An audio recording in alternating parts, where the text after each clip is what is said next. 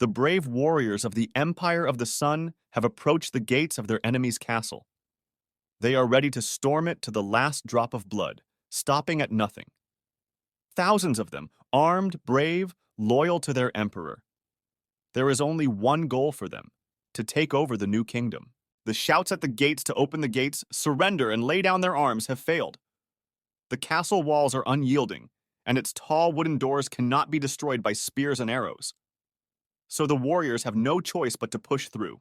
At the same moment, arrows and spears of the enemy began to fly at the soldiers of the Empire of the Sun. Even though their comrades were being killed one after another, the soldiers did not lose heart and continued to wait for the next command, swatting away the enemy's guns. Turning to his subordinates, the golden-eyed company sergeant gives the command to raise the ladders and start storming the walls. There is no other way out, as the way into the castle lies only through them. Fending off arrows and spears, the commanders of the other units are trying their best to keep up the morale of the fighters. Their sharp swords have always been ready to shed blood for the Emperor and the Empire of the Sun, and today is that day. Wooden ladders have already been set up to storm the enemy's castle. Brave warriors of the Empire of the Sun begin to storm the castle, but the enemy does not intend to let them pass. The commander-in-chief of the enemy troops gives the order to destroy the enemy and defend the castle with all their might. Climbing the wall, the dark-haired sergeant urges the warriors to destroy all unbelievers and the unruly. One by one, they climb the tall wooden ladders, fending off enemy attacks. However, as he looks up, the sergeant suddenly notices a blinding red light. In front of him, he sees a huge ball of concentrated mana flying at breakneck speed towards him. Meanwhile, nervously smoking a cigarette, Doramit watches with trepidation. Even though he was confident that his faithful warriors would win, he was still worried about something. The captain of Falcon Beak Company notes that the resistance was much stronger than he expected. He did not think the enemy would be so well prepared. A second platoon sergeant of the Falcon Beak Company's first squad, Dana, standing next to Doramit, agrees that the enemy mages are not so simple. To be honest, she wasn't at all prepared for this turn of events. With a displeased chuckle, Doramit explains with full confidence that as it happens, the mana of the enemy mages is not infinite. 3 or 4 more of these attacks, and the spellcasters will lose their power completely. While Doramit, still watching the battle, was smoking a cigarette, an angry Boki suddenly walked past him. Without asking permission from his superior, Sergeant Boki puts Doramit in front of the fact that he is going to go to the battlefield. A truly brave warrior will not sit on the sidelines, but will fight shoulder to shoulder with his brothers. Doramit was obviously not pleased at this arbitrary behavior. Irritated, the captain of the company asked where he was going. The man with the eye patch soon realized that he couldn't stop Boki, and there was no point in it. It wasn't the first time this dude had done something like this, but it was for the best. All right, let him run, have fun. At the same time, the battle continues on the battlefield. Red balls of mana fly at the Sun Empire warriors one after another. The mages, without stopping for a second and without stopping casting spells, destroy everyone in their path. Standing with dozens of warriors on the castle wall, the enemy commander-in-chief approaches one of the mages who is assisting them in this battle and addresses him with great deference. The commander-in-chief thanks the man in the robe, bowing his head slightly to him, showing his respect. If it weren't for the mages, the Sun Empire would have conquered these walls long ago. But, strange as it may sound, the mage calmly replies that there is no need for gratitude. In fact, he himself has a number of reasons why he volunteered for this battle.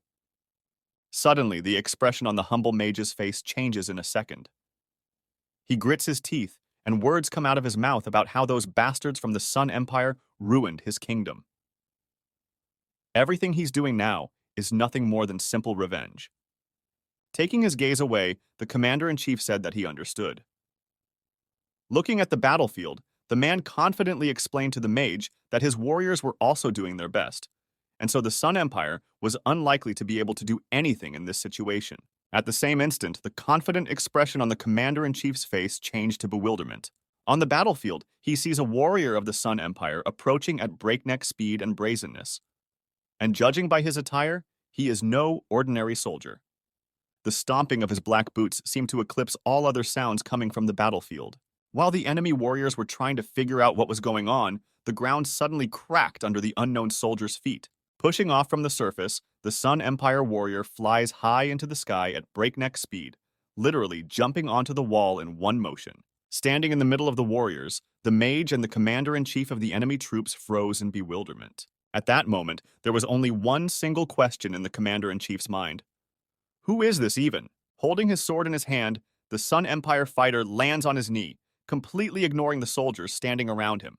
The unknown warrior raised his head and looked at the commander-in-chief of the enemy units with an eerie gaze. His piercing gaze immediately struck fear into all the enemies standing around him. The silence was broken by the confident and slightly rough voice of a warrior. As the enemy soldiers crowded around him, the Sun Empire soldier told them that His Majesty the Emperor had granted them one last favor. If the enemy soldiers surrendered now and bowed to the sun, the 2nd Platoon Sergeant of the Falcon Beak Company's 1st Squad's 1st Platoon, Boki, would spare their lives and allow them to live under the knowledge of his empire. After these words of Sergeant Boki, that brave warrior, unable to bear the tension, the mage appears. His anger knows no bounds.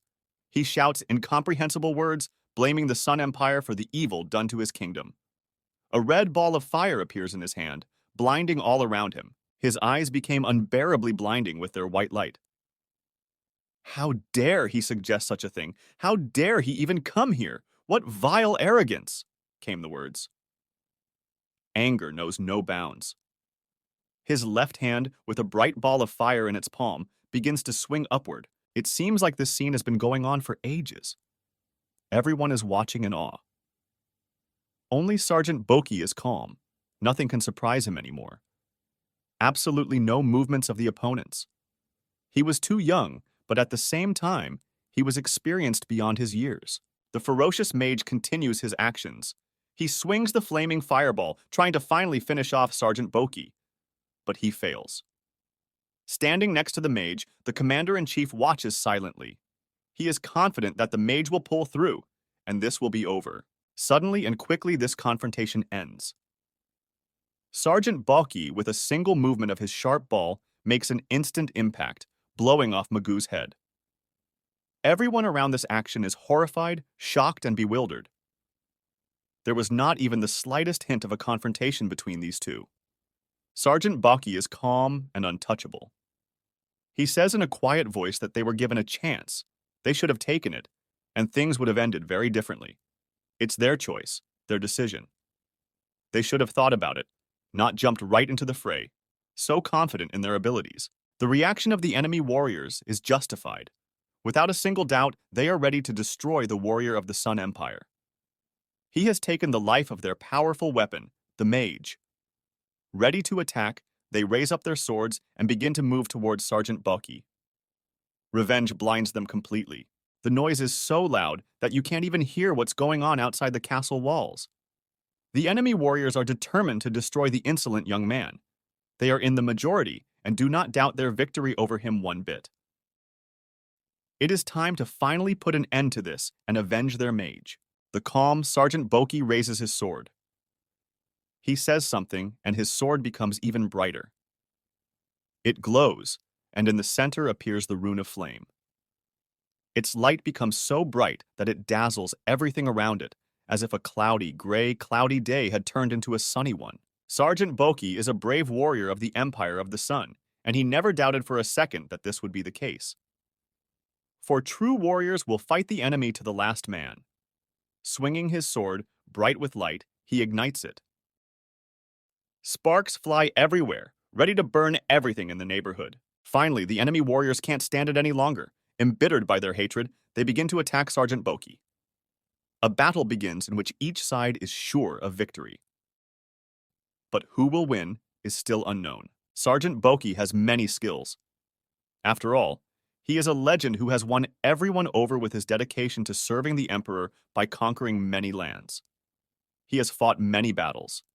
Many empires and kingdoms have bowed before him. The martial art of the flaming sword is the second skill of Sergeant Boki. The untouchable Sergeant Boki sinks 2 feet into the castle's sturdy concrete slab and shatters it in a split second. His power, unmatched by any other. It is powerful, mysterious, maddening, and beyond the reach of anyone else in the world. The games of bright flames go on and on. The confrontation does not stop. The enemy warriors die one by one. There is no power equal to Sergeant Boki's. With a single swing of his flaming sword, he destroys everything around him at the speed of the wind. And the wind is beyond his strength. The warriors of the enemy do not stop for a second. They are ready to attack, in the name of their kingdom and the emperor. Rage and revenge breeds resistance. They will do anything to get rid of Sergeant Boki. Spears, arrows fly at him, but no weapon hits the target. Boki's strong hands strike one after another with his flaming sword. The scars on his arms tell of how many battles have been fought, how many wounds have been received. The art of swordsmanship seems to be in his blood from a young age. Clutching his flaming sword tightly with both hands, Sergeant Boki shows his skill to everyone. His sword is unstoppable, the glare from it seeming to sweep across the entire castle. The number one skill of swordsmanship is martial arts. One by one, Boki throws out his fire sword skills and techniques, destroying anyone who tries to approach him. The new technique is the crescent moon slash. With a single swing, tilting his head to the ground, his sword draws a fiery circle around himself with it. His gaze is not visible. It is as if he continues the battle with his eyes closed, intuitively sensing the approach of the enemy. The crescent moon slash destroys a dozen warriors in a second. What is this, if not magic? Frightened out of his mind, furious, the enemy commander-in-chief realizes that things are not going according to plan. He loses dozens of his loyal soldiers. With eyes like those of an innocent animal, he looks at Sergeant Boki. One thought slips into the commander-in-chief's mind about who he is, and then everything falls into place. He didn't see this coming at all. He's a legend of the West, a war hero. The world-famous Sergeant Boki, Doramit, who continues to sit in his chair, realizes, looking at the castle, that the mages have been destroyed since there are no more red fireballs visible. All thanks to Sergeant Boki, he's completely figured it out. There's no doubt about it. It's business as usual. Satisfied and completely unemotional, Doramit rises from his chair with his hands behind his back. No one was surprised at the eventual outcome of this battle. It is not for nothing that they keep Sergeant Boki and feed his army of warriors. Doramit finally spits the cigarette out of his mouth, for he had continued to smoke throughout the battle. Taking a few slow steps to the side, his gait is very majestic, as well as confident. The broad-shouldered Doramit stands confidently before his warriors with an address. In his manly and rough voice, he urges them not to spare their lives in the name of the Empire of the Sun and their emperor. Dona is always by his side, accompanying him on his left hand. Hundreds of warriors, raising their swords to the sky, marvel at Doramita. In the name of the sun, they shout their slogans. Brave, courageous, and faithful, they are ready to march to their doom. It was the 98th year of the solar calendar. From a small group of like-minded warriors, more and more truly brave young men were gathering, ready to fight together. As the number of warriors increased, a new state in the east, the Empire of the Sun, began to emerge. It was ready to wage wars across the continent to conquer and subjugate it. The military power of the Empire of the Sun was so strong that it was not willing to stop at anything. Warriors went into battle knowing they might die. Their desire to enslave all infidels instilled fear in their enemies. It was the 116th year of the solar calendar. The wars continue unabated. One by one, nations surrendered their positions and submitted to the Empire of the Sun. Rumors of their majestic army spread across the continent. From that very day of formation of a small bunch of warriors ready to become warlike and world-famous, half of the entire continent was conquered in just 18 years. The Empire of the Sun has become a truly majestic and mighty power, and today, fighting the enemy, this became their 6th victory in the war. Sergeant Boki raised the flag on the enemy castle, showing everyone that the battle was over. Victory for the Empire of the Sun. He saw no other outcome. It's been all night. Dawn. The sun, slowly rising, illuminates the battlefield. Sergeant Boki looks into the distance and sees it ablaze with fire and flames. Smoke covers the entire sky. Sergeant Boki is tired, but certainly pleased with himself. The motionless Sergeant Boki stood staring at the battlefield for a long time. It was as if he was studying and replaying over and over again every step of the Sun Empire warriors, their movements before they died. What other thoughts were in his mind? After examining what was left of the carnage outside the castle walls, he began to look around him. There was a look of sadness and sympathy for his comrades. Too many warriors on both sides had died. The bodies of enemy warriors lay motionless by the dozens beside him.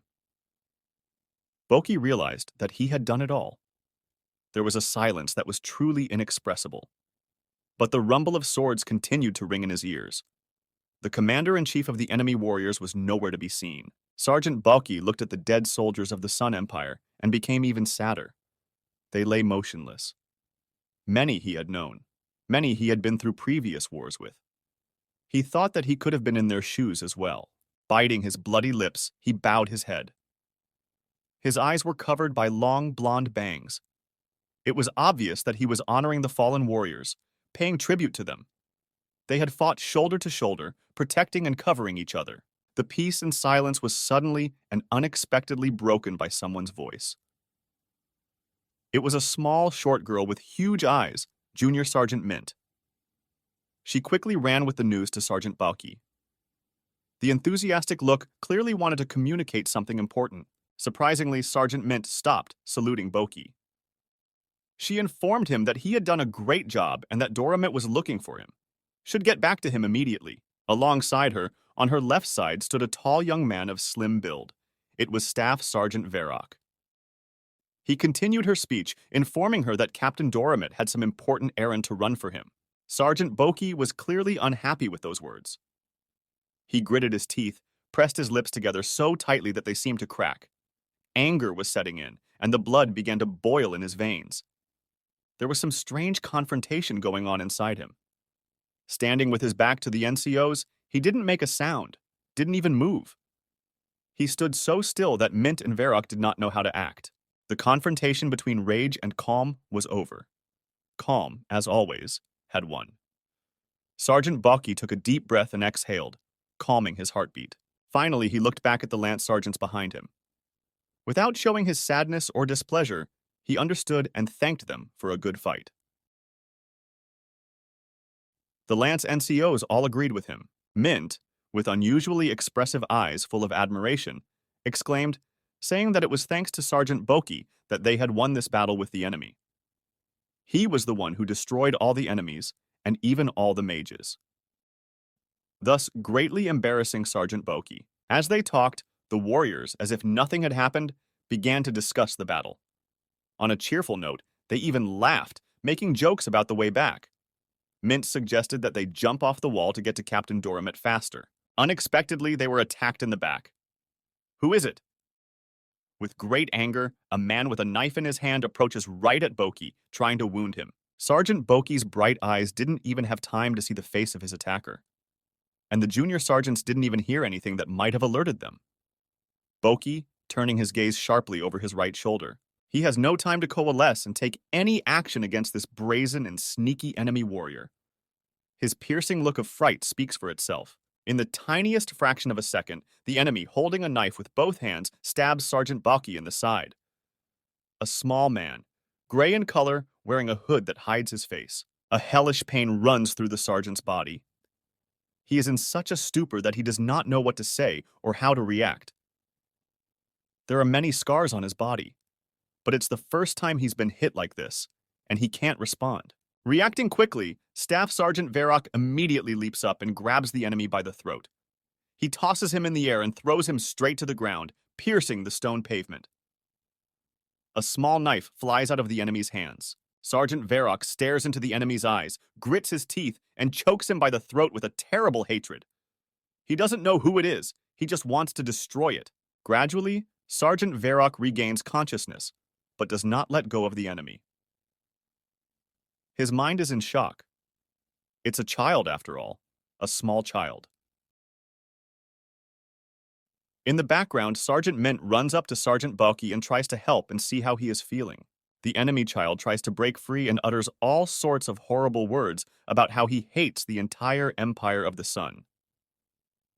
But Sergeant Varrock doesn't listen to him and tries to finish the job he's already started. That's what happens in the end. The enemy child falls silent. His face turns pale and his body shows no signs of life.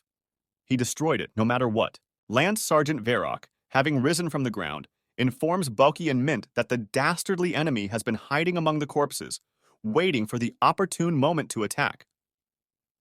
A sneaky and cunning act by the enemy's little warrior. It was over, and there was silence again. Silence. Lance Sergeant Varrock asks Boki how he is feeling. Sergeant Boki is at a loss as to how to react to this situation. Either he's ashamed or he's not.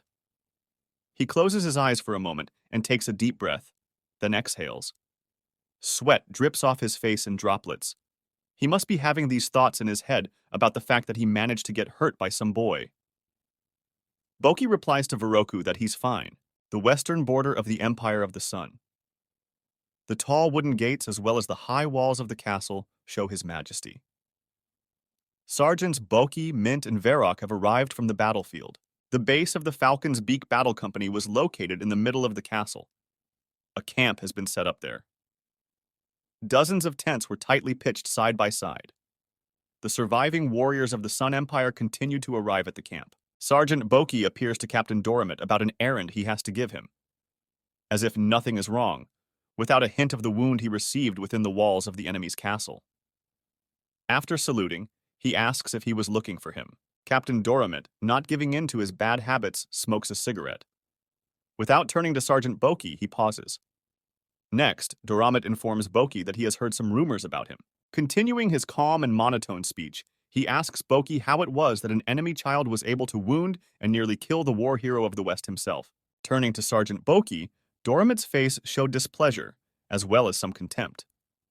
He waited for an immediate answer and an explanation of the situation.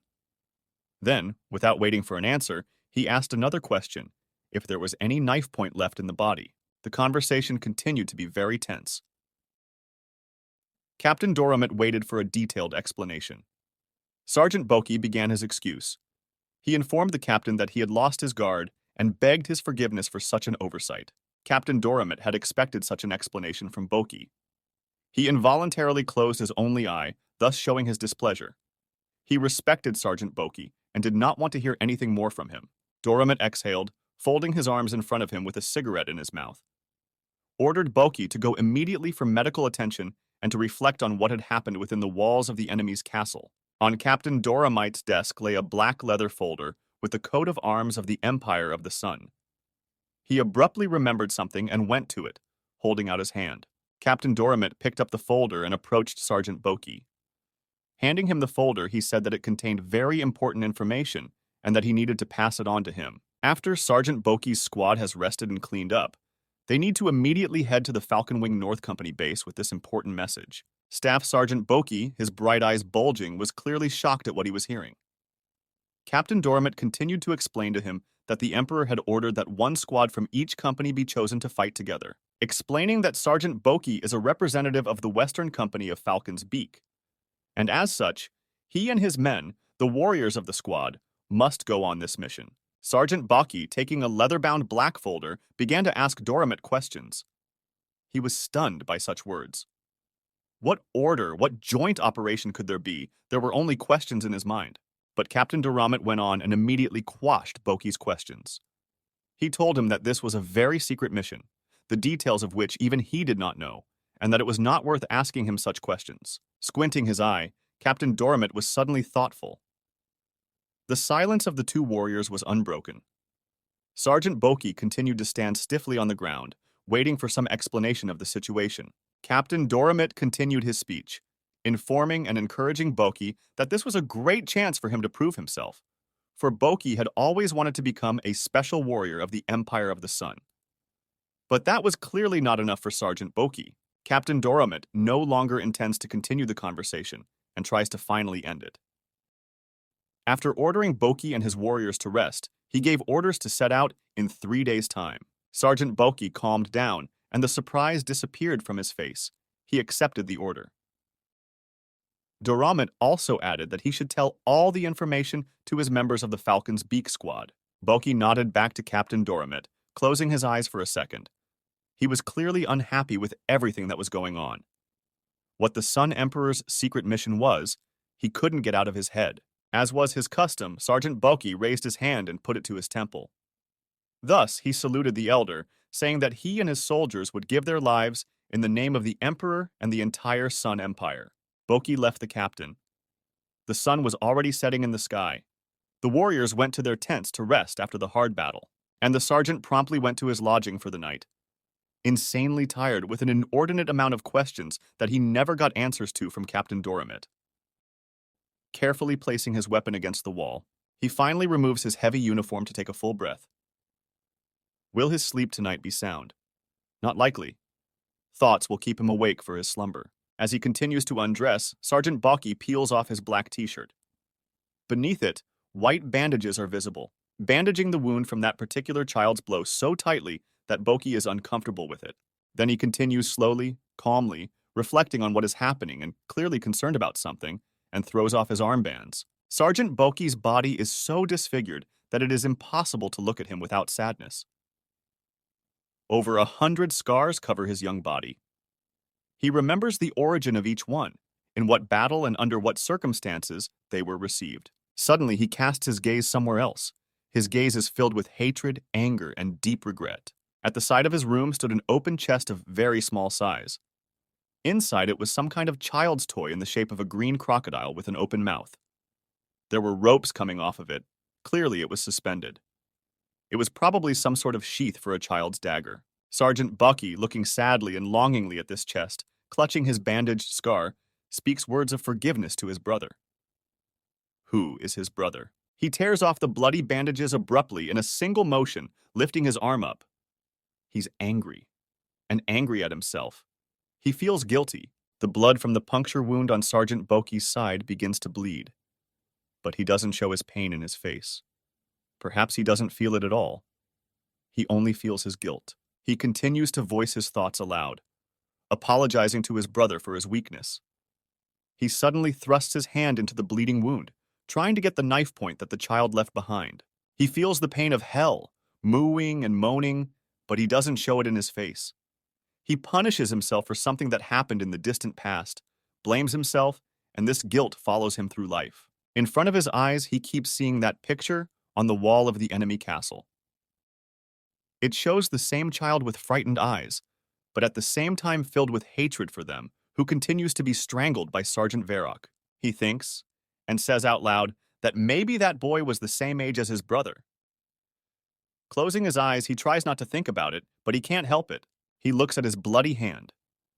There is so much spilled blood on his hands, so many of his enemies he has taken the life of, and at the sight of the little boy he hesitates. And for good reason, because he immediately remembered his brother. Sergeant Boki continued to stand staring at his bloody hands. The guilt never left him for a second. He couldn't resist it. It happened after every battle, but today's battle had absolutely knocked him out of his kalia. Clenching and biting his lips bloody from continues to blame himself, considers himself a weak warrior, unworthy of anything or anyone in this world. Hate has long captivated him. He's ready for something superpowered. And after the last battle, he realizes he's weak and not ready for it yet. The thoughts in his head won't let him rest. Sergeant Boki is a powerful and capable warrior, willing to do anything for... He repeats one phrase silently. Reaching for the point of his bloody knife with his bloody hand, he does not stop talking, apologizing several times to his younger brother named May. Blood continues to trickle down his mangled, scarred body, pouring out onto the floor, creating a huge pool of scarlet blood. Weakening before his eyes, Staff Sergeant Boki leans on his flaming sword. He loses strength, holding his left hand to the bleeding wound he received from the boy in the castle. He opens his pain-reddened eyes and loudly utters words of rage. All the pain his brother May has suffered, he promises to repay 100-fold and take revenge. Suddenly and unexpectedly, he raises his head and his gaze falls on the flag of the Empire of the Sun. No one knows what he is up to. Imbued with hatred and anger, he's been hatching nothing but a plan for a long time. A plan of savage revenge. Revenge on the entire Empire of the Sun. His eyes burn with rage, unwittingly thinking that he could burn everything around him with that gaze. Sergeant Boki has a long journey ahead of him, a path of justice and equality, a path that will end everything. He will fulfill his promise, his duty, make things right, and rid himself of guilt. He will rid himself of the entire Sun Empire. All we have to do is wait. It's a frosty morning. The ice-soaked snow keeps the soldiers of the Empire of the Sun from passing through. There is absolutely no way to see the beaten path to the northern company of Falcon's Nest. 4 figures moved through the forest along the trees. Their bodies are shrouded in an unbearable cold. Their cloaks are billowing in the wind. The unusually tall trees are about to fall under the weight of the snow. Their pale blue faces are so frozen that you can barely see the hot steam from their mouths anymore. Their blue noses are already beginning to freeze. The last of the bunch barely drags her body, and weaving slowly to her feet, lands Sergeant Mint. She can no longer feel the fingers of her hands. Sergeant Mint turns to her warriors in a trembling voice and speaks of being unbearably cold. After cheering her up and engaging in conversation, the house sergeant responds by asking her if this is her first time in the north. Indeed, Mint is too young, and it is the first time she has seen snow and felt such cold on her body. Sergeant Mint is already getting nervous, and words come out of her mouth that the Falcon's Nest warriors, so nasty, were sent here for a reason. But she doesn't understand why they're being punished like this. As always tipsy and full of optimism, with a smile on his face, Lance Sergeant Varrock finds the upside of this assignment. After all, it will make them special warriors, for which they should be very grateful to the captain for this opportunity to stand out. Mint sees snow for the first time, but already realizes how much she hates it. And then he has a perfectly adequate question, which she says out loud. She wonders what is so special about becoming a special warrior of the Sun Empire. Sergeant Boki and Doma turned sharply and looked at Mint with surprised looks. They were clearly shocked by such a question. They considered it inadequate. And such stupid questions should not be asked by any warrior. And even the insanely positive Varrock got mad and asked the others not to say the answer to her stupid question. He promised to teach her a lesson for asking such questions. Junior Sergeant Mint was so angry that she threw an innocent child tantrum. Screaming, she demanded to be told immediately everything she didn't know about. But Boki wasn't even surprised by her antics. Sergeant Boki silently and sharply raised his hand up, thereby gagging Sergeant Mint. Seeing this gesture, she immediately fell silent, bulging her large eyes and opening her mouth. She obeyed, Senior. The group of freezing warriors finally arrived at the Falcon Wing Company base. The castle stood in the semi-darkness, shrouded in mist. Its emblem could be seen above the doors. The huge wooden doors seemed to be frozen shut. Falcon's beak troop rejoiced that at last they had finished this endless journey. They were approaching the huge doors of the castle so that they could soon warm themselves there. At the entrance, Boki's squad is stopped by 2 Falcon's Nest warriors. They block their way with long, sharp spears, asking questions about who they are and where they come from. Staff Sergeant Boki told them where they were from and who they were with an unwavering and serious look. Sergeant Mint, as usual, looking out from Boki's back, shouted out why they're giving them shit and not letting them pass. Varrock stops her at the same second, grabbing her by the head like a small child. Boki holds out a paper to the 2 watchmen. They begin to look at it carefully and read it. The seriousness of their faces alarms the Falcon's beak warriors. Having finished reading, the 2 warriors reluctantly open the heavy wooden doors of the castle and invite them to enter with them. Demanding that they follow them, they look back at them incredulously. Upon entering Falcon Wing Castle, the warriors led by Sergeant Boki begin to look around. Silently, they follow the warriors accompanying them. Everything looked different in this castle, different from Falcon's beak base. Instead of tents, 2-story wooden houses were built. This was due to the harsh climate of the area. Passing by these structures, houses, the Falcon Beak warriors felt the stares of the residents of this base. Strangers and visitors are obviously very rare here. Sergeant Boki is so attentive, without giving any facial expressions, peering unobtrusively at everyone, he studies the whole situation. Boki sees the Falcon Wing warriors in one of the houses watching their movements with great suspicion. Boki continues to study everything at every turn. As he moves around, he sees the following picture. three warriors of the Falcon Wing start discussing them and laughing without hiding it, looking straight at them. They feel superior, showing who's in charge and they don't belong here. But Sergeant Boki and his team, with their unwavering movements and stares, don't give a damn about such trivialities. Finally, having reached some kind of structure, the warrior accompanying them opens the doors. He invites everyone to go inside and wait here on the spot. He tells them he will get the captain. The room is very warm. The sergeants immediately head toward the fireplace to warm themselves, and thank the attendant for the welcome. Starting to warm up by the fireplace, Boki and Dana want to discuss the situation and the people in the castle. After waiting until no outsiders are around, they begin their conversation. Sergeant Boki is the first to speak. He assumes he feels that no one is welcome here at all. Junior Sergeant Mint, warming his icy hands by the fireplace fire, answers him by asking if he noticed it too. It was written all over their faces that they wanted to fight and fight them hard, Mint continued. The fair and the most calm and judicious Sergeant Dona suggested, answering everyone that they probably don't like the idea of joint operation of the squads either, because they consider themselves the best and strongest of all existing squads. As usual, the irascible and feisty Sergeant Mint began to grudgingly object. It certainly made her angry. Why on earth would they feel that way? Suddenly and abruptly the door swings open. You hear someone running quickly and shouting Sergeant Boki's name. A dark shadow of a female person appears on the doorstep. Running indoors, she approaches Boki. With more enthusiasm and love in her eyes, she compliments him on how happy she is to see him. She is a young girl, with shoulder-length red hair and a slender, beautiful figure. Sergeant Boki is clearly some kind of idol she has long dreamed of meeting. Suddenly, she appeared to everyone in the room. She stood on the threshold and kept her eyes on Boki. She staggered awkwardly and said, with an innocent smile on her face, that she had only had 3 bottles of alcohol. Sergeant Dona asked Boki in a whisper if he knew this strange drunken person.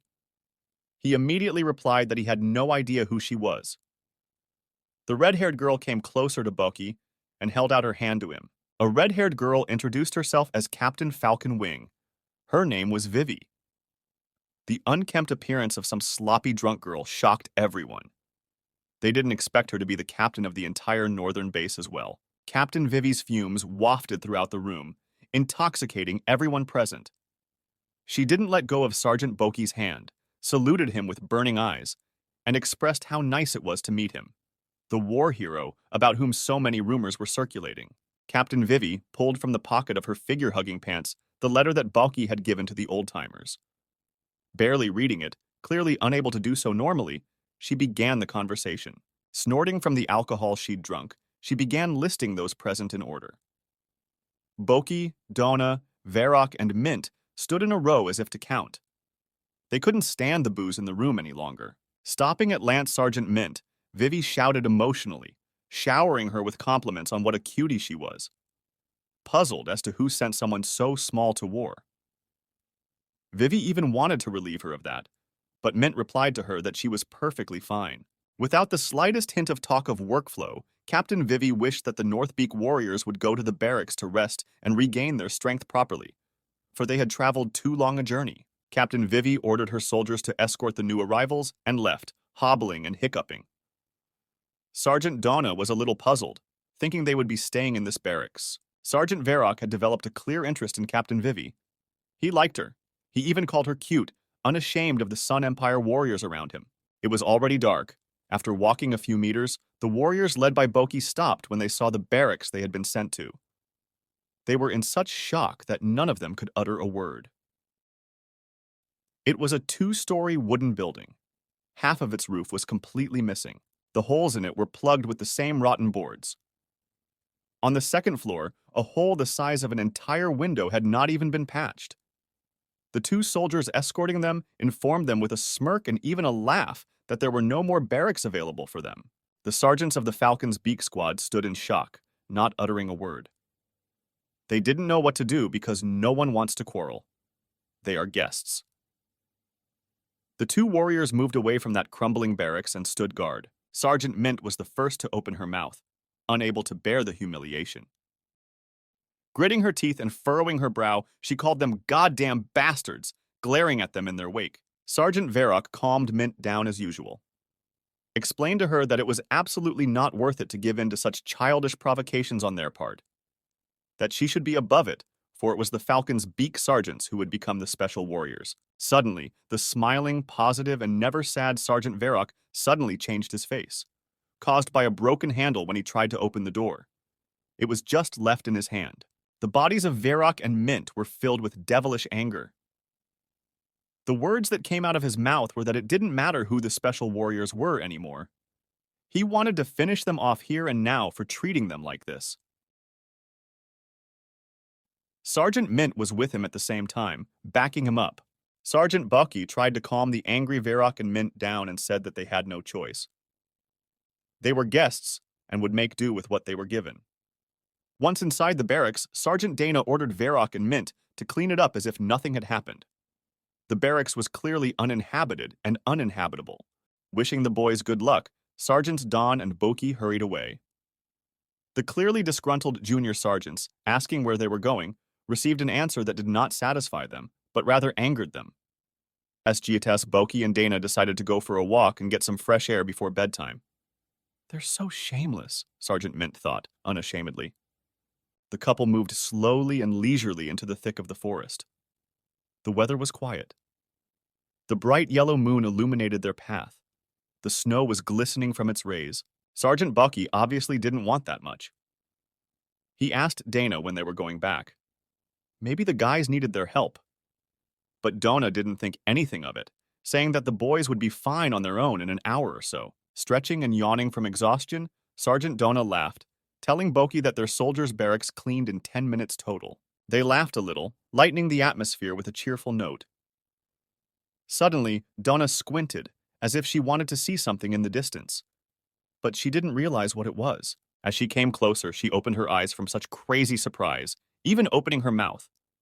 Her eyes shone. They reached the precipice of the cliff. There was a beautiful view of nature from above.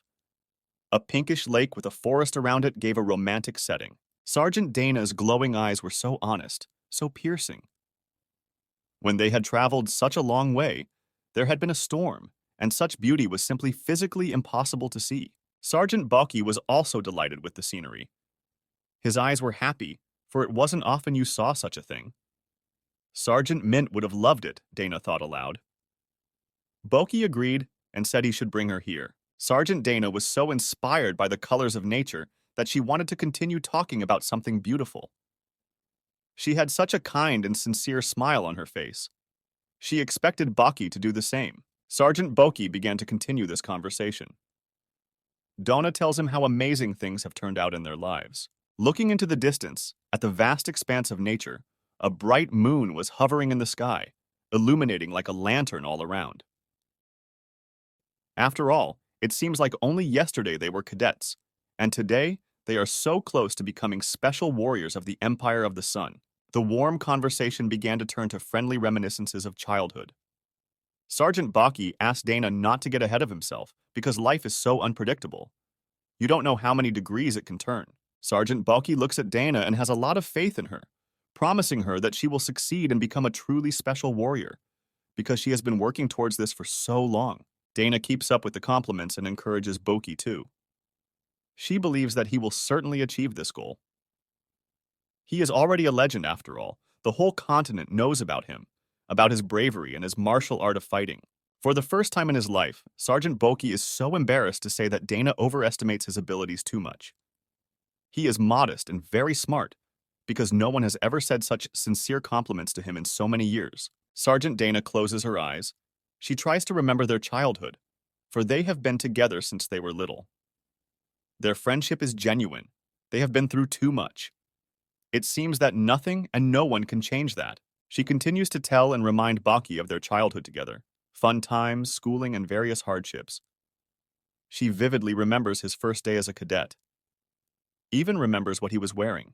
Dana still remembers his body movements, the way he was as a boy then. Remembers the unwavering will in his eyes and the determination that none of the other cadet boys had. He had a completely different goal in mind. After all, most of the guys came to the cadets just so they wouldn't starve and survive. But he didn't. Even then, Sergeant Donna realized that this boy would definitely achieve something great and huge. Sergeant Boki was suddenly a little wary of such stories from Dana. It seemed somehow unobtrusively odd to him. Her behavior, her words. He asked her why she had decided to suddenly remember the past now, to which Sergeant Dana replied to him that they have great faith in him. He is their idol who will lead them all to something great. As she continues, she speaks for both Varrock and Mint. They all consider him the favorite, and if they succeed in this operation, they will all become truly special warriors of the Sun Empire. With every word Dana said, Sergeant Boki became more and more enveloped in anger and wild rage. After her words that if they achieved everything, they would have the honor of serving the Emperor himself. But Boki had a very different goal in mind. His eyes began to flood with blood, the blood of vengeance. He will not give up on her. No one knows his true intentions, and it's unlikely anyone will know. Sergeant Boki's teeth begin to grind. He grins like an animal of prey. The only word on his tongue is Emperor. Emperor. How he hates him, dreaming of ending him once and for all. Seeing and hearing no response from Boki, Sergeant Dana interrogates him about the fact that they came to fight together just for this purpose after all. So the opportunity that Captain Doramet has given them, they can't miss. This is their fateful chance to do what they want and what they dreamed of as children. Sergeant Boki exhaled, trying to calm down and adjust his breathing evenly. Lest Donna suspect anything about his face and demeanor, he replied that she was absolutely right. They must do everything in their power. Because there will never be a second chance. It's now or never. Not every squad will get that kind of opportunity. The moon shining and hovering in the sky was already hidden behind the night clouds. The night was deep and dark. They stood motionless, still talking, and it seemed that more than an hour had passed. Sergeant Dana was thinking about something, her gaze shifting to something mysterious. She was trying to ask Sergeant Boki something. She noticed the sadness in his face, trying to see if she could see. Dana finally decided to ask Boki something. She was very interested in one question. Ever so gently and carefully, she began to ask if he had accidentally. Suddenly, the end of their conversation and walk is broken by an unknown man flying with a sword. He crept up quietly and stealthily from behind. Even the crunch of snow did not betray his intentions. The point of the unknown assailant's sword goes straight into Sergeant Dana's neck. She, unsuspecting, tries to continue the conversation. The attacker was a short man of short stature, wearing a gray uniform. His face was covered by a deep gray hood. Who he was and why he was doing this was unknown. Quickly and skillfully, Sergeant Boki hears someone's footsteps in the snow, manages to copulate and push Sergeant Dana away with one hand. He professionally grasps the blade of his opponent's sword with one hand. You can see his face. He is wearing an unpleasant-looking mask on his face. Sergeant Boki starts shouting in his face who he is and what he wants from them. But he gets no response. He has to think about his next course of action. Sergeant Boki realizes that he has never met an opponent in this guise. His mask was cold-blooded, emotionless. It seemed to be made of steel and even chained to his face with intent. Faceless. While Boki tries to think of a plan of further action, holding his opponent's sword with his hand. Another similar opponent appears on the horizon and begins to swing his sword, attacking Boki with it. The sergeant dodges the blow in a second. The enemy's sword cuts through his cloak, but does not hit his body. Their fighting technique is professional, and Boki realizes that there's no way around it without a fight. He grasps his fire sword with his right hand. His techniques and skills are not like the others. He is very fast and cunning in battle. Drawing his sword, Sergeant Boki immediately applies his first skill, the skill Crescent Moon Slash. Turning 360 degrees, he swings his sword, leaving a field of fire around him. After killing 2 enemies, Boki sees a dozen more masked men appear from behind the trees. But they do not start attacking yet, but only observe what is happening. One of them is standing in front of the others. It's probably the commander-in-chief.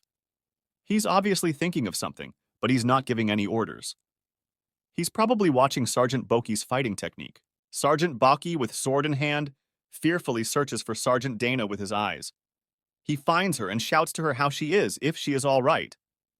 But he hears no response from her. Boki becomes even more restless without Dana's response. Dana sits on her knees with her head down to the ground and holding tightly to his left shoulder. He immediately runs to her. As he approaches Sergeant Dana, Boki sees a pool of blood on the white snow. It won't stop flowing and doesn't have time to soak into the snow. Dana is very badly wounded. Sergeant Dana regains consciousness and rises slightly. She apologizes to Sergeant Boki for letting her guard down and letting him down. Dana continues to dissolve her girlish modesty and says she is very embarrassed about it. She lowers her head in front of Sergeant Boki. But Boki doesn't care. The important thing is that she's okay and alive. Sergeant Boki shouts her name, thus showing her to come to her senses and pull herself together at last. The third faceless enemy flies at them again. Boki fends off the faceless opponent's sword with his flaming sword. The dozen or so warriors standing nearby continue to watch, sending Boki to attack one at a time. He realizes he needs to show these brazen opponents all his skills. Sergeant Dana doesn't change her position. She's exhausted. Too much blood has been lost. Sergeant Boki turns on the ignition of his flaming sword, a hand of flame. Lightning fast, the fire from it covers several meters around him, setting even the snow on fire. The fire engulfs several enemy warriors, falling on the spear of the commander-in-chief. He stares at the scene in bewilderment. Even through the mask, his wariness was evident. He involuntarily begins to look at his wooden spear, smoke billowing from the extinguished flames. In his mind, he wonders if it is a rune sword. He recognizes it. Sergeant Boki is done with the standoff. He peers into the woods and realizes he didn't notice the faceless ones until they got closer to him and Dana. Boki is trying to understand more and more who these people are, why they came. He suspected Falcon Wing warriors, but dismissed these thoughts, as the warriors do not have such abilities, and there is no reason for them to attack them. There is no reason to do so. That leaves only one possibility. That these are the warriors whose state was destroyed by the Sun Empire. And they tracked them and Dana down and decided to take revenge. Suddenly, the commander-in-chief of the enemy warriors interrupted Sergeant Boki's musings, saying that he could hear all his thoughts swirling around in his head. Boki is shocked to find out who this man is who can read his mind. Although it could just be a ruse, the commander-in-chief asks Boki not to bother thinking such thoughts because it doesn't matter at all anymore. He tells him that they are only here to finish him off. Sergeant Boki becomes even angrier. His eyes are filled with hatred and anger, ready to destroy anyone who takes his life. He adopts a fighting posture. He has no intention of continuing this pointless conversation. He needs to keep himself and Dana alive. In a hoarse voice, barely audible to Boki, Sergeant Dana also tells him that the commander-in-chief is right. There's no point in bothering to think about who they are. Dana was already lying completely on the cold snow. Sergeant Boki begins the battle. He shouts out with all his might that he will destroy every last one of them. He turns on his second skill of the rune sword. Like the last battle to capture the castle where his concrete slabs had cracked, the same thing was happening here. The snow was beginning to melt under his feet from the heat that came from the flaming sword. Flame games. Sergeant Boki launches an attack. He takes aim at the commander-in-chief, but he is clearly very professional and takes cover from the fire. The warriors standing nearby are killed. They clearly hadn't seen such abilities in battle like Sergeant Boki's before. After all, his abilities were supernatural. Boki destroyed everyone in his path without even thinking. It was in his blood. For his true purpose, he must survive. The commander-in-chief and one of his warriors remained. Sergeant Boki continued to burn everything around him with his flaming sword. He didn't even move as Dana was lying next to him, no longer showing signs of life. Sergeant Boki heads into a frontal attack on the faceless warrior. Face to face, they glare at each other. But the enemy doesn't stand a chance against Boki. He swings his rune sword in a second and destroys without right of survival his opponent. Sergeant Boki realizes that there is now only one commander-in-chief left. All his warriors have already been dealt with by Boki. They stand opposite each other and wait to see who will make the first move. But then something strange happens. Sergeant Boki looks at the enemy commander-in-chief in bewilderment and total shock. All around, everything is lit up in an icy blue color. It's as if there is a confrontation between ice and flame. Sergeant Boki has never seen anything like this before. They stand opposite each other. The enemy aims his long thunder spear at Boki. He in turn swings his flaming sword. Finally, the commander-in-chief lights his thunder spear, and the light from it illuminates everything around him. A crushing is taking place. The brightness of the blue color is so strong that nothing can be seen. The supernatural strike is heading straight for Sergeant Boki. Seeing the blue flames on Sergeant Boki's face, he waits for it, taking the enemy's blow completely on himself. Cleaning up in the barracks is coming to an end. Lance Sergeant Varrock rearranges wooden boxes of unwanted found items. Suddenly, Varrock looks out the window and asks Sergeant Mint if she's heard anything just now. Some strange noises. Mint turns to Varrock and says she didn't hear anything like that. Varrock continues to stare thoughtfully out the window and says that it sounded like an explosion of some kind. He asks Mint if he should check to see what it was. But Sergeant Mint laughed that it seemed like he was just imagining it. A furious Mint changes dramatically in her face and threatens Varrock, telling him that if he dares leave her here alone now, she will beat him to death. Varrock smiles. Sergeant Varrock continues to stare out the window with his arms folded. He finds the explosion too suspicious. He obviously heard it. Okay, he thought, and told Mint to finish cleaning up quickly because the staff sergeants were about to return. On the battlefield after the Faceless One's strike, the sergeant of the Boki is on his knees holding his sword. His clothes are torn, the wounds on his body bleeding. The blow was not weak, but the important thing is that he is alive. The Boki sergeant looks at his sword, or rather the stone that glows within it. This is the mana that powers the rune sword. Suddenly, the mana begins to slowly fade away, crumbling into shards. Boki realizes that he has used up all the mana stored in the runes. His enemy stands as if nothing had happened. Holding his spear, he looks at Sergeant Boki and waits for him to strike back. Boki realizes that his enemy is skilled in magic and is very powerful. Boki's inner voice encourages him. He thinks about the fact that he was able to defeat all of them and will certainly cope with the last one without the help of runes. What comes as a surprise to him is the following picture. He had just gathered his thoughts and his strength to attack the last one. As someone started to rise from the ground, leaning on his sword, one by one, the enemy warriors defeated by Sergeant Boki begin to rise from the ground. It's like they're coming back to life. Sergeant Boki was at a loss as to what was going on. His eyes rounded with shock. Everyone, absolutely everyone, is on their feet, as if nothing had happened. They were just lying there with no sign of life, Boki thought to himself. What kind of magic is this? Boki is at a complete loss. As the opponents begin to get to their feet, green stones glow in their hearts through their clothing. Sergeant Boki knows these are runes of life restoration. He had always thought and was sure that only followers of the Empire of the Sun could use the runes of restoration. So there's still a lot Boki doesn't know. So who are they? There are so many unanswered questions in his mind. Holding onto a green glowing stone, one of the warriors tells Boki that he won't be able to defeat them all a second time. They begin their attack on Boki again. Yes, and Sergeant Boki himself is already realizing that he really can't do it alone a second time. His mana is depleted. Now he has no more magic. Surrounding Boki, the enemy warriors begin to attack. They fly up from all sides at once and strike him with their sharp swords. Sergeant Boki staggers back. He doesn't even have time to raise his hands with his sword to defend himself somehow. Several enemy warriors ignite their swords. They begin to glow with a bright white light. They continue to strike Boki, knocking him to the side from the force of the blows. The movements of the enemy warriors are very professional. Sergeant Boki had never encountered such in battle. Who are they? Where did they come from? The sergeant is at a loss. He's starting to feel defeated, but he doesn't want to give up at all. Boki realizes that this is the skill of receiving sword aura, a skill of the warriors of the Sun Empire. How do they know all this stuff? The ignition of the swords of the enemy warriors continues again.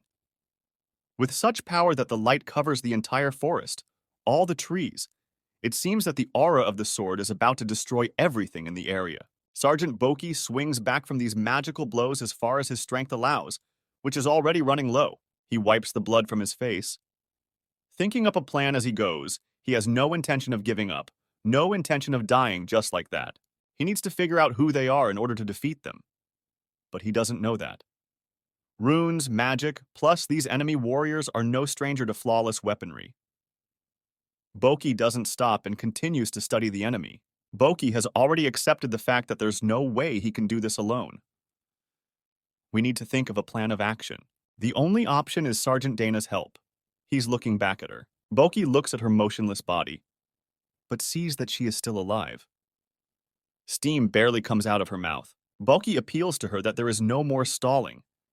If they don't take action now, their lives will end here and now. Sergeant Dana's not talking, not responding in any way. She's probably unconscious. Then Sergeant Boki takes Dana's sword and asks her to help him very much. After all, every warrior in the Empire of the Sun has his own sword, and no one else can use it but him. It's worth a try, Sergeant Boki thinks to himself. They have no other choice. Her sword is full of mana. He says the word ignition. If it works, he hopes it does.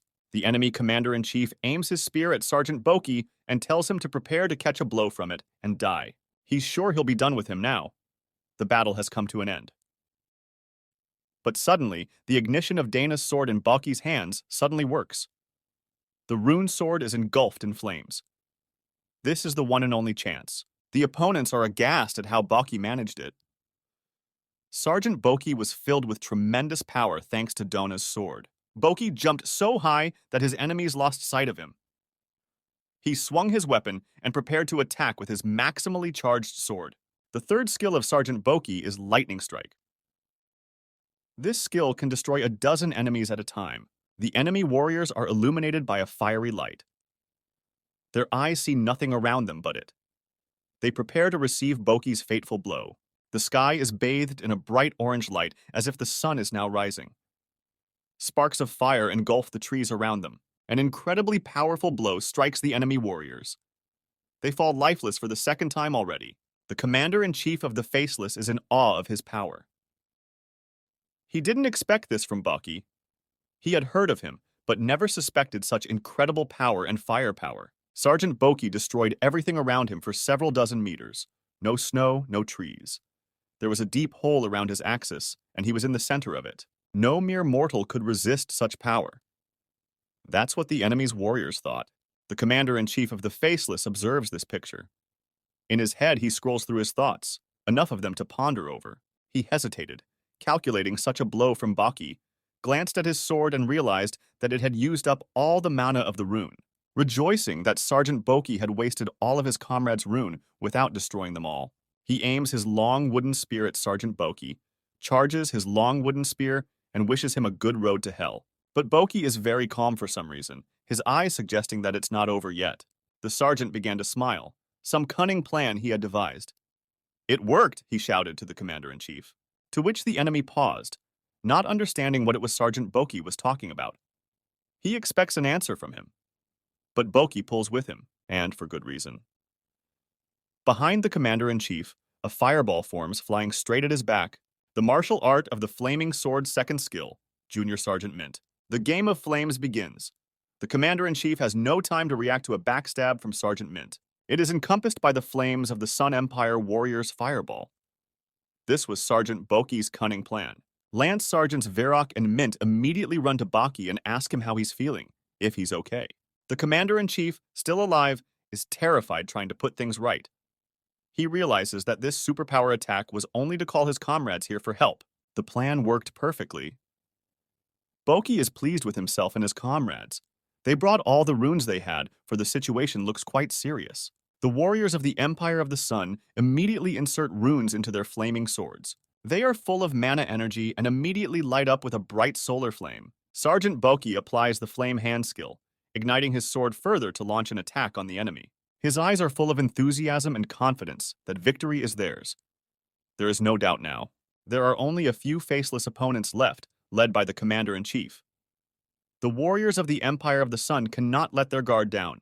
Dana is wounded, which means there are already 3 of them left in the fight. Enemies can use runes and have magic explains to Sergeant Boki.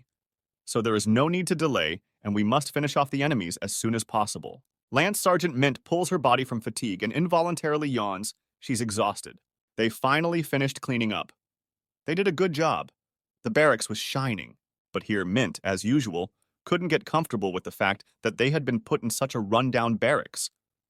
They were not welcomed at all, having been housed here. Sergeant Verok answered her that even though they were from the same empire, they were also rivals for becoming special warriors. Mint still doesn't understand or know what's so special about becoming special warriors. And yet Sergeant Verok decided to explain to her what it meant.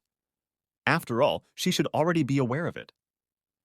He told her that these warriors were made every year by those who had done well in battle. After all, this is the dream of every warrior from a young age. And what's more, the title of Special Warrior is bestowed by the Emperor himself. Sergeant Mint shrieked in surprise. She had no idea about this. She had thought that it was impossible to meet the Emperor himself. Turns out, it was quite possible. Sergeant Varrock laughed at such a girlish reaction from Mint. Now she understood why everyone wanted to become special warriors. Suddenly, Sergeant Varrock interrupts his conversation with Mint and looks back out the window. He heard something again, but the noise was much stronger than before. His eyes were blinded by a very bright light in the window. The two of them, running to the window, see a bright fire flashing on the horizon above the trees. Sergeant Mint was at a loss for words, uttering only single words without anchoring. Sergeant Varrock immediately realized what was happening and immediately ordered her to carry all her gear. The fight between the three warriors of the Empire of the Sun with unknown faceless warriors wearing identical masks went on. Sergeant Varrock is asking Boki if Sergeant Dana is hurt badly. Sergeant Boki doesn't know how she is. The wound on her body is not deep, but she is unconscious. Boki immediately thought about something. A thought occurred to him. He speculated that it was likely that there might have been some sort of poison on the tip of the sword that had poisoned Dana. Sergeant Varrock keeps asking Boki about their enemy. They need to know everything that happened here and work together to defeat the enemy. Boki explains to them everything he's learned. The first is that in the middle stands their main leader. He stores the power in his spear and then fires it. Boki suggests while he recovers his mana in the spear, then the rest can be dealt with. Eventually, a plan was constructed. The sergeants distributed all the enemies amongst themselves. Sergeant Boki charges his flaming sword to launch an attack on the enemy, but he doesn't. He senses someone approaching from behind where Sergeant Dana was lying. Dana begins to glow green. Someone begins to heal her, restoring her powers. Everyone turns toward Sergeant Dana. They see a picture of Captain Falconwing treating her. "Enough! The fight is over," says Captain Vivi. The sergeants stand in silence. The sergeants of the Falcon's Beak Squad, eyes bulging, can't believe it. Vivi herself is using recovery magic. Captain Vivi has finished with the treatment, but the effects of the poison will last for some time to come. So cheerful and most likely intoxicated, Vivi brags that her recovery magic is the best in the entire Empire of the Sun. To Sergeant Boki, she says they did a great job with the inspection, and his cunning plan to call in his comrades is excellent. Sergeant Varrock runs up to Dana to help her up. When asked how she's feeling, he gets a silent response. The poison is paralyzing her body. Sergeant Boki is very angry. After all, he had originally thought that they were Falcon Wingmen, but he discarded it immediately. Because he underestimated their power. He asks who they are, these faceless masked men. To which he gets a reply from a smiling Vivi she'll introduce them. The warriors begin one by one to remove the masks from their faces. Vivi explains that they are her warriors, chosen for a joint operation. The very commander-in-chief as the enemy was supposed to be introduced himself as Sergeant Posh, the 4th Platoon Sergeant of the 1st Falcon Wing Squadron's 4th Platoon. He begins to mock the warriors of Falcon's Beak. It's funny to him that there's no one better than the Western war hero. Poch continues to reprimand them, chiding Boki for not carrying a backup weapon, and Dana goes down from just one hit. Ultimately, Sergeant Poch calls it a total disgrace to be involved in a joint operation with the likes of them. Sergeant Mint couldn't take such an insult to them anymore and started shouting about what he was letting himself get away with. It's no longer a physical battlefield, but a battlefield of tongues. Who can hurt who with their insults the most? Captain Vivi orders them to stop. Vivi asks Boki to understand them because they are all so funny, with amazing powers. But the characters are a mess. Sergeant Mint still can't get comfortable accusing the Falcon Wing warriors of sneak attacks. Bold Mint continued that if they were in a war now, they would die by her hand. Sergeant Varrock's hand rests on Mint's shoulder and tries to quiet her. But she doesn't stop, saying that Falcon Wing is a disgrace to the entire Sun Empire. On the warrior side of the Falcon Wing warrior squad, one warrior begins to unmask himself. It was Falcon Wing's Junior Sergeant Farron, a tall, long-haired girl. She starts accusing Sergeant Mint of tarnishing the honor of their entire family, and she should just keep her mouth shut.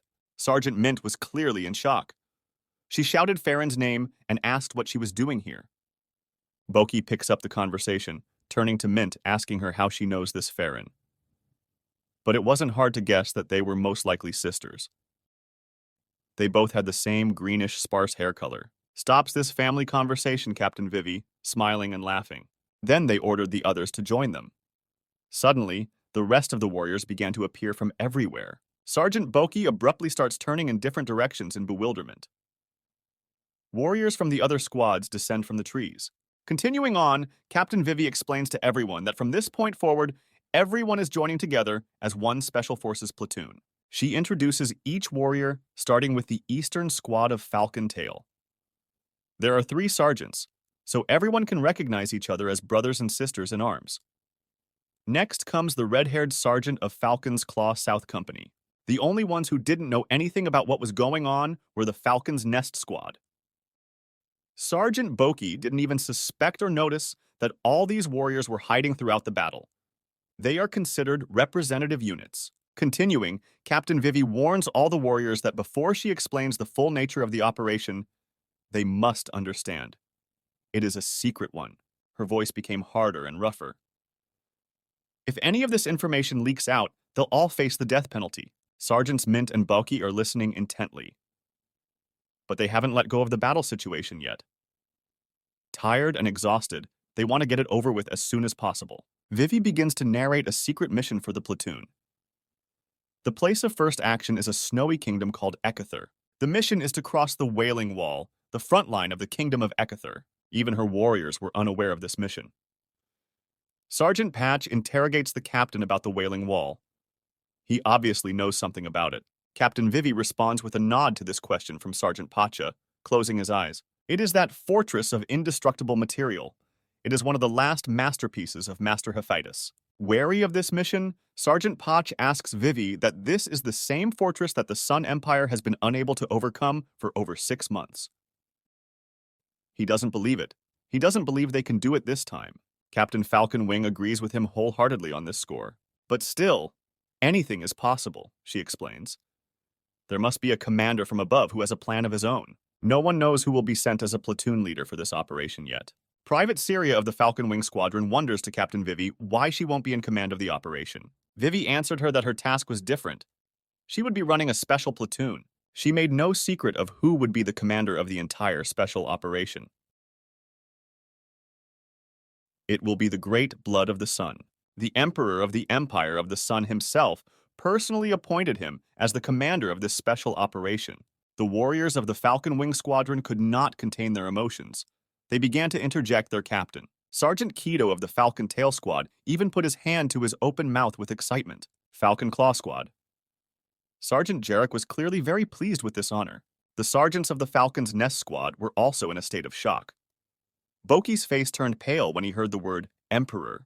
The rounded eyes of his spoke not of the shock the others felt at the blood of the Sun's account, but of his vengeance. The whites of his eyes were beginning to redden with rage and anger. Sergeant Boki was clearly familiar with this commander. A picture stood before his eyes. His crying little brother in tears and barefoot in the middle of a village engulfed in flames. Sergeant Boki begins to bite his lips and grind his teeth. His cheekbones begin to move, showing his anger and nervousness. The veins in his face swelled so badly, the blood was boiling in them. And his eyes were so fierce that he looked like he was going to explode.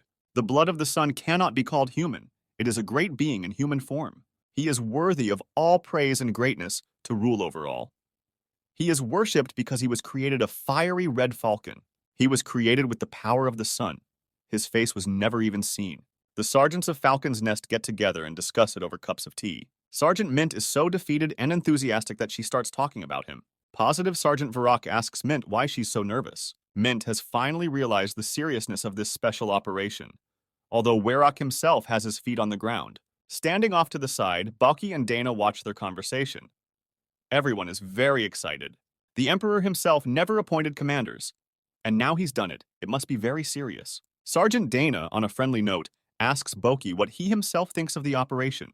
Boki sighed, squinting her eyes and taking a sip of tea.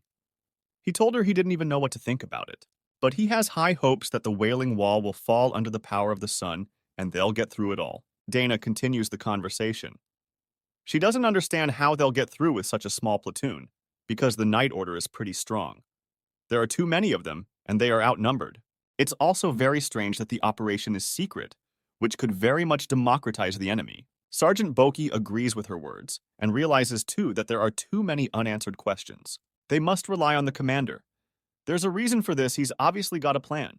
Sergeant Boki thought for a moment. They stood in silence, drinking tea and thinking about it all.